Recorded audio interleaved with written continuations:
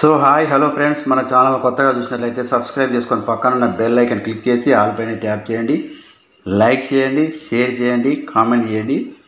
Video మొత్తం కంటిన్యూగా చూడండి, స్క్రిప్ట్ ఇవ్వకుండా. కొత్త రేషన్ కార్డులు మంజూరు. తెలంగాణలో ఇందిరమ్మ ఇళ్లపై మంత్రి ఉత్తమ్ కుమార్ రెడ్డి కీలక ప్రకటన. ఇందిరమ్మ ఇళ్ల పథకంపై మంత్రి ఉత్తమ్ కుమార్ రెడ్డి కీలక ప్రకటన చేశారు. తాజాగా మంత్రి ఉత్తమ్ సమక్షంలో పలువురు కాంగ్రెస్ పార్టీలో చేరారు.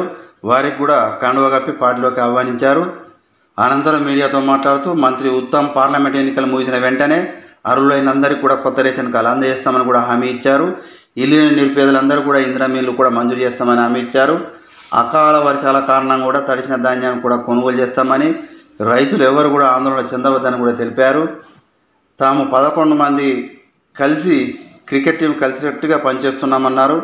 పార్లమెంట్ ఎన్నికల్లో ప్రజలు కాంగ్రెస్ వైపు ఉన్నారని పేర్కొన్నారు. రాష్ట్రంలో మొత్తం 13 స్థానాల్లో గెలుస్తామని కూడా ధీమా వ్యక్తం చేశారు. 3 స్థానాల్లో బీజేపీ ప్రభావం ఉంటుందన్నారు.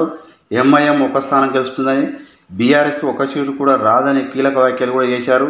అలాగే కాంగ్రెస్లో చేరిన శ్రీకాంతాచారి శంకరమ్మకు తగిన గుర్తింపు కూడా హామీ ఇస్తామని కూడా చెప్పడం జరిగింది. సో ఇలాంటి లేటెస్ట్ న్యూస్ మీకు రావాలంటే సబ్స్క్రైబ్ చేసుకొని పక్కన బెల్ ఐకాన్ క్లిక్ చేసి ఆల్ పైన ట్యాప్ చేయండి.